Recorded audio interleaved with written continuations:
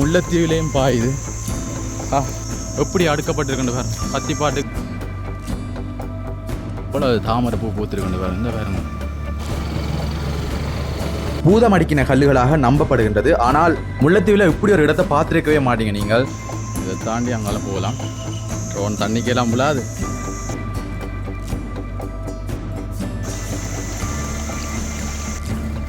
இந்த பாருங்க, அழகான இடத்துல தான் தற்போது இருக்கோம்.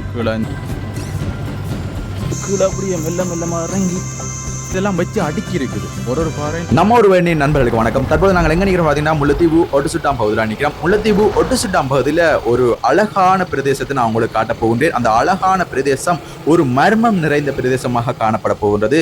ஏனென்றால் இதுவரை காலம் பல நூற்றாண்டுகள் கழிந்தும் அந்த மர்மம் நீடித்துக் கொண்டிருக்கின்றது. அதை விட மிகவும் ஒரு அழகான பிரதேசமாக இந்த இடம் இருக்கின்றது. ஆனால் எவருக்கும் தெரியாது.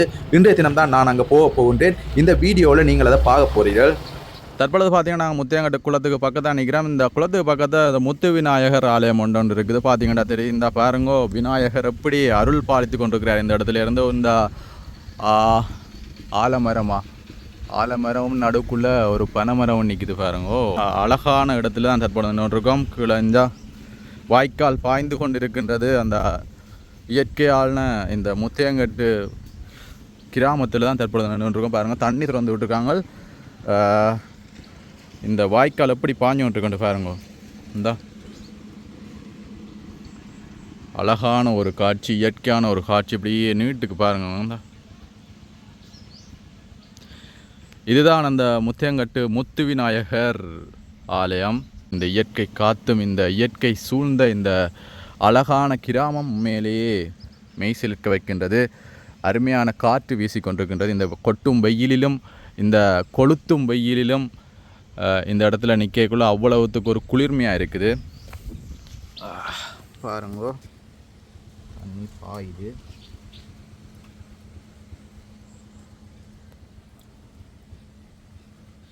இந்த இடத்துல ஒரு ஓட்டையெல்லாம் கிடக்குது. மாறிக்கறி காலை வச்சு விட்றாங்கோ.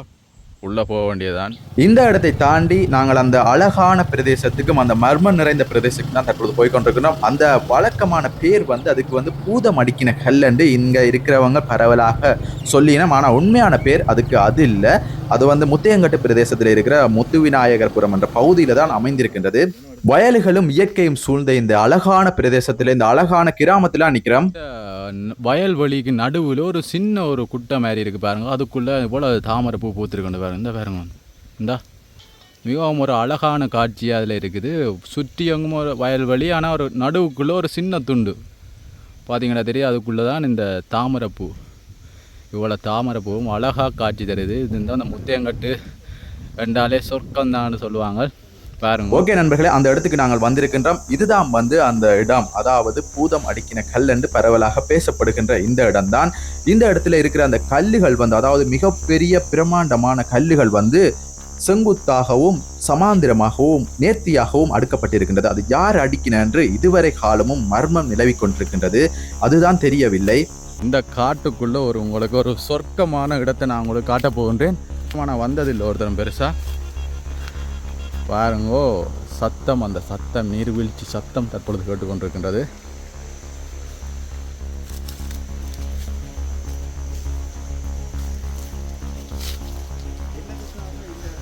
இந்த இடம்தான் பூதம் அடிக்கின இடம். பாருங்க என்ன மாதிரி இருக்கின்ற கல். இந்த இடம் எப்படி அடுக்கி விட்டுருக்குறாங்க. இங்கு காணப்படுகின்ற இந்த கருங்கல்கள் சமாந்திரமான முறையில் வெட்டி வெட்டி அடுக்கப்பட்டிருக்கின்றது. பாருங்கள், இங்கு இருக்கின்ற இந்த மர்மம் இதுவரை காலமும் யாருக்கும் தெரியவில்லை. இந்த கற்கள் மனிதனால் அடுக்கப்பட்டவையா என்ற மர்மம் இப்பவும் நிலவி கொண்டிருக்குது. எப்படி அடுக்கிறீங்கன்னு பாருங்க. இந்த ஒவ்வொரு கல்லும் வெட்டி வெட்டி அடுக்கி விட்டுருக்கு பாருங்க. நான் நினைக்கிறேன் ஒரு கல்லும் டன் கணக்கில் வரும்.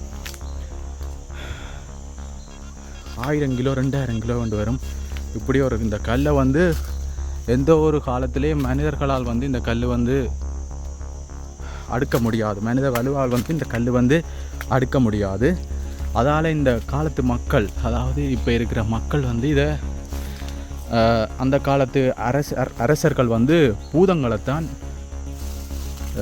இந்த ஒரு நடவடிக்கைக்கு பயன்படுத்தியதாக கூறப்படுகின்றது. பாருங்க, இந்த கல்லுகள் வந்து இந்த கத்திப்பாட்டுக்கு வந்து அடுக்கலாது. எப்படி அடுக்கிருக்கீங்க பாருங்க. அந்த காலத்தில் பூதம் அடுக்கின கல்லாக தான் இந்த கல் வந்து கருதப்படுகின்றது.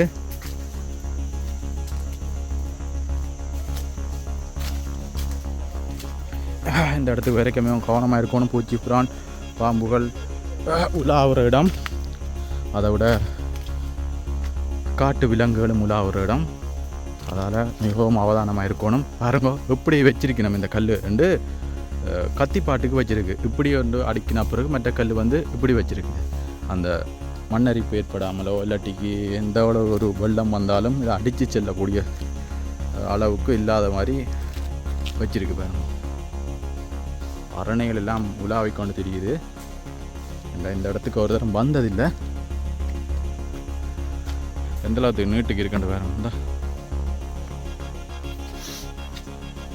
உங்களுக்கு முத்தையங்கட்டில் இப்படி ஒரு இடத்த ஒரு தராலையும் பார்த்ததில்லை. உள்ளுக்க பாறைகள், இந்த காலத்து பாறைகள், இந்த மரம் எல்லாம் வந்து விழுந்து போய் கிடக்கு. மிகப்பெரிய ஒரு மரம் உண்டு. நான் நினைக்கிறேன் இந்த டித்வா புயலாக தான் விழுந்து போயிருக்கும். அங்கால மிகவும் ஒரு அழகான இடம் உண்டு, பிரதேசம் ஒன்று இருக்குதுந்தா பாருங்க. வந்தா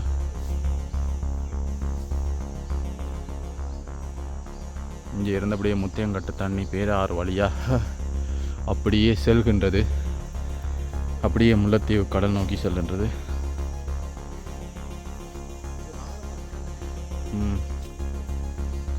அந்த காலத்தில் இருக்கிற மன்னர்மார் வந்து இப்படியான இடங்கள் இப்படி கல்லுகள் போடுறதுன்னு சொல்லுவாங்க. அந்த விவசாயத்துக்கு நம்பியோ இதை கீழே இருக்கிற தோட்டங்கள் அதுகளை நம்பி ஏதாவது விவசாய நடவடிக்கைகளுக்கோ தான் இது பயன்பட்டுருக்கும். அப்படி தான் சொல்லப்படுது. என்னடா ஒரு இந்த முத்தையங்கட்டு குளத்தில் வர ஆற்று பெருக்கத்தை வழியில் விடாமல், அதாவது ஊர்மனைக்குள்ளேயோ ஒரு பெருக்கு வந்தால் விடாத மாதிரி அவங்கள அந்த காலத்து மன்னர்கள் வந்து செஞ்சிருக்கணும். பாருங்க, இதில் ஒரு மரம் ஒன்று நிற்குது, ஆலமரம். இப்படி அழகாக இருக்குன்னு வரணும். இந்த இவ்வளோ பெரிய பெரிய பாறைகள், எத்தனையோ நூற்றாண்டு வருஷங்கள் வரும் இந்த மரம். அப்படி படர்ந்து போயிருக்கு பாருங்க. பாறைகள் எல்லாத்துலேயும் படர்ந்து போயிருக்குது. இந்த பெரிய பாறைகள், பாறைகளில் இந்த மரம் வந்து இங்கே பாருங்க ஃபுல்லாக இது பாறை. இந்த மரம் வந்து பாறையில் படர்ந்து போயிருக்கண்டா. இவ்வளவு வருஷம், எவ்வளவோ நூற்றாண்டுகளுக்கு முன்னர் இந்த இடம் வந்து ஒரு மன்னரால் கட்டி பயன்படுத்தப்பட்ட இடமாக இருக்குது. அநேகமாக எந்த கணிப்பும்படி இது ஒரு விவசாய நடவடிக்கைகளுக்காக பயன்படுத்தப்பட்ட ஒரு இடமாக தான் இருக்குது அந்த காலத்து. இந்த இடத்த வந்து ஒருத்தருக்கும் தெரியா, முல்லைத்தீவில் இருக்கிற பெரும்பாலானவர்கள் ஒருத்தருக்கும் தெரியா. அப்படி ஒரு இடம் இருக்குன்னு சுற்றுலாத்தனமாக மாற்றணும் வேறு லெவலில் இருக்கும். இங்கே பாருங்க, இதில் இருக்குது. நான் நினைக்கிறேன் ஒரு ஸ்விம்மிங் பூல் மாதிரி இருக்குது இந்த இடம். பாருங்க, அந்த காலத்து மன்னர்கள் இதை எப்படி பயன்படுத்தினார்கள் என்று தெரியவில்லை. ஆனால் ஒரு நீர் தடாகம் மாதிரி இருக்கிறது. பாறைகள் நடுவில் வந்து ஒரு ஸ்விம்மிங் பூல் மாதிரி இருக்குது. நான் கீழே காட்டுறேன். இந்த பாருங்க, மேலே இந்த இடத்த வந்து அரசாங்கம் எனக்கு எடுத்து செஞ்சால் ஒரு டூரிஸ்ட் பிளேஸ் மாதிரி இருக்கும்.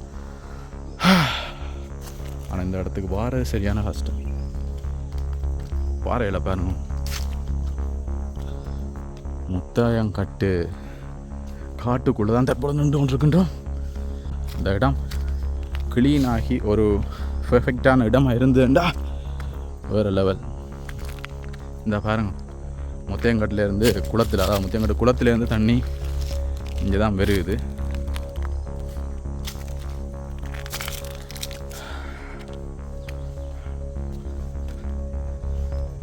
கிட்டத்தட்ட ஒரு 100 மீட்டர் நீளத்துக்கு வந்து இந்த பாறை படிவங்கள் இப்படியே இருக்குது இந்த இடத்துல. இந்த பாருங்க, ஃபுல்லாக வந்து பாறைகள்லாம். இந்த இடத்துல இருக்கிற இந்த பாறைகள் வந்து இந்த பாருங்க, இந்த லைனுக்கு எப்படி அடுக்கப்பட்டது தான் இந்த கேள்வி வந்து இப்போவும் ஒரு மர்மமாக இருக்குது. அதனால தான் அந்த காலம், அதாவது மன்னட்ட காலத்துக்கு பிறகு இருக்கிற மக்கள், அதாவது இப்போ இருக்கிற மக்கள் வந்து இதை பூதம் அடிக்கின கல்லா, அதாவது பூதம் அடிக்கின கல்லுண்டு பேரை வச்சிருக்கணும். இது பூதம் தான் அடிக்கிருக்கும். இப்படி ஒரு இடத்துல வந்து தொன்கணக்கில் இருக்கிற கல்லை வந்து ஒருத்தராலையும் எடுத்து அடுக்க முடியாது என்று இந்த மக்கள் நம்பி இது இந்த இடத்த வந்து பூதம் அடிக்கின கல்லாத்தான், அந்த பூதம் அடிக்கின கல் தான் என்ற பெயரை வந்து மக்கள் வச்சிருக்கணும். தயவுசெய்து இந்த இடத்துக்கு வரைக்கெல்லாம் தனியாக வந்துடாதேங்க. ஏண்டா அடர்ந்த காடு பயமாக இருக்கும். அதை விட காட்டு விலங்குகள், யானைகள் அப்படி நடமாடுற இடம். அப்போ இந்த இடத்துக்கு தனியாக வரக்கூடாது. நாங்கள் ஒரு 4 பேர் சேர்ந்து வந்திருக்கிறோம் இந்த இடத்துக்கு. அதால் தைரியமாக நின்று வீடியோ எடுக்கலாம். இந்த பிரமாண்டமான மரம் வந்து இந்த பாறையில், அடுக்கப்பட்ட பாறையில் மூடி நிற்கிது. வேண்டா இந்த இடம் வந்து எந்தளவு பெரிய ஒரு பழமையான புராதனத்து காலத்து இடமாக, ஒவ்வொரு பாறைகளும் சதுரமாக எப்படி அடுக்கப்பட்டிருக்குன்னு பாருங்க. கத்திப்பாட்டுக்கு விழாத மாதிரி அடுக்கப்பட்டிருக்குது. மினுங்குது பாறை, பளிங்கு பாறைகள் மாதிரி மினுங்குது ஒவ்வொரு பாறை. அந்த காலத்தில் இப்படி ஒரு பாறையை யார் தூக்குவாங்க? மனுஷனாக இருக்கிறவன் தூக்க மாட்டான், பூதம் தான் தூக்கும் இப்படி ஒரு பாறையை. சரியா? இப்படி ஒரு பாறையை வந்து யார் தூக்குறது? கிட்டத்தட்ட இந்த பாறை வந்து 1000 கிலோவுக்கு மேலே வரும்.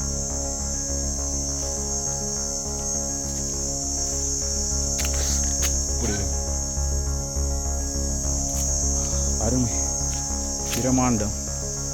முல்லைத்தீவில் இப்படி ஒரு இடத்துக்கு வாழ்க்கையில் வந்ததில்லை. இதால் ஒரு 2 ஆற்றுக்கிட்ட போய் பார்ப்போம் எப்படி இருக்கண்டு. இந்த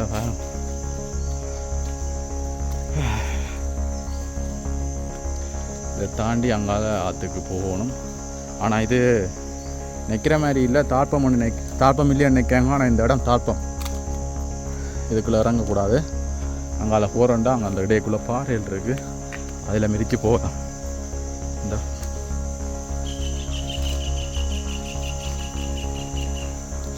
இதை தாண்டி அங்கால போகலாம். இப்படி இருக்குன்னு பாருங்க. அதை விட இன்னும் ஒன்று சொல்கிற விரும்புகிறேன். இப்போ இருக்கிற அந்த வெயில் காலம் வழியாக இந்த இடத்துல நீர் போக்குவரத்து வந்து குறைவாக இருக்குது. மழை காலம்ண்டா நான் இவ்விடத்துக்கு இறங்க இயலாது. ஏன்னா இந்த மரத்தை இந்த வேரையே மூடி பாஞ்சோன்றிருக்கும் தண்ணி. அதால் நான் இந்த இடத்துக்கு இறங்க இயலாது. மழைக்காலம் இல்லாதபடியாக இந்த இடத்துல நான் உங்களுக்கு இறங்கி தற்பொழுது நான் வீடியோ எடுத்துக்கொண்டு இருக்கிறேன். அங்கால போட்டேன். ஓகே, எப்படி இருக்கண்டு பாருங்க. சொர்க்கமண்டா இந்த இடம் தான். உண்மையிலே இந்த இடம் ஒரு ஊர் மேலே குடியிருப்புக்கு தான் இருக்குது, ஆனால் உள்ளுக்குள்ளே இருக்குது.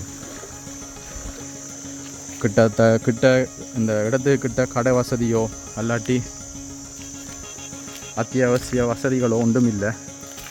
வாரண்டா அப்படித்தான் வெடுக்குனாரி மேலே மாதிரி உள்ளே போகணும். உள்ளே போனால் தான் இந்த சொர்க்கத்தை நீங்கள் பார்க்க முடியும்.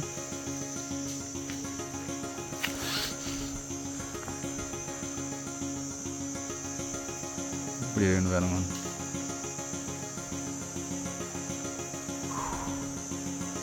முல்லைத்தீவில் பெரும்பாலான அநேகமான ஆட்களுக்கு தெரியாது இந்த இடம் இப்படி ஒரு இடம் இருக்குண்டு.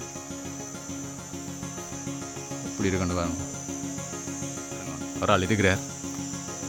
ஆள் இருந்து ஏதோ சாப்பிட்டு கொண்டிருக்கிறார். நாங்கள் கீழே இருக்கின்றோம். ஆல்பமா? ஓ, அவ்வளோ ஆல்பம் இல்லை, ஓரளவு ஆல்பம் தான். நான் என்றாலும் அது நம்ம ஊரை போல வருமா?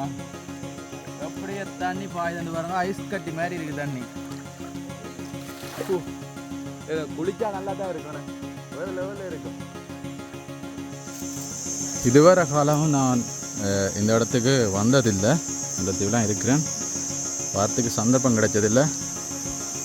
புதாமடிக்கின கல் இன்றைய தினம் வந்து எப்படி இருக்குன்றதை நான் உங்களுக்கு காட்டியிருக்கிறேன். பாருங்க, சுற்றி எல்லாம் பச்சை பசேலன இருக்குது. அப்படியே கீழே அப்படியே மெல்ல மெல்லமாக இறங்கி உங்களை சைட்டுக்கு போவோம்.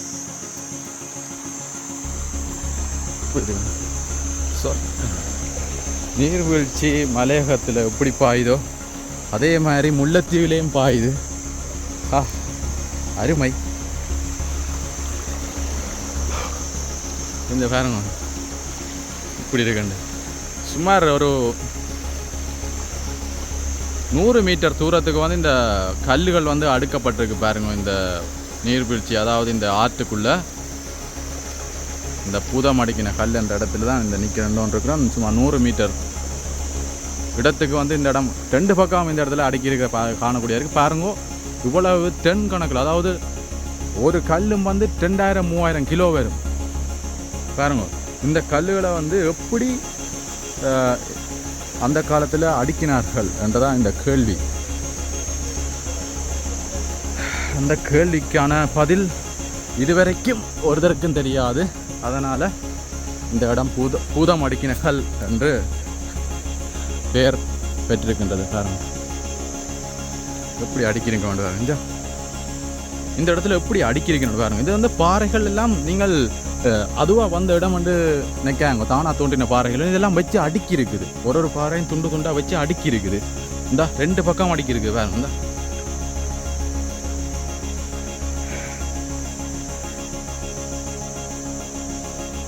எப்படி அடிக்கிருக்குன்னு பாருங்க.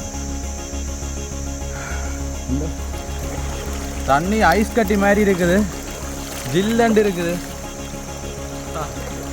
அருமை.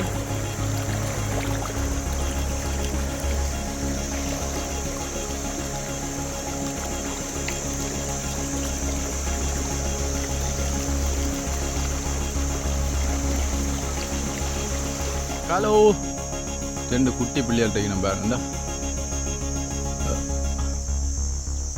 வேலும் இந்த இடத்துல இருக்கேன் பாருங்க. இருக்கிற அரணை எல்லாம் இருக்குது. கவனம் இந்த இடத்துல வாரது.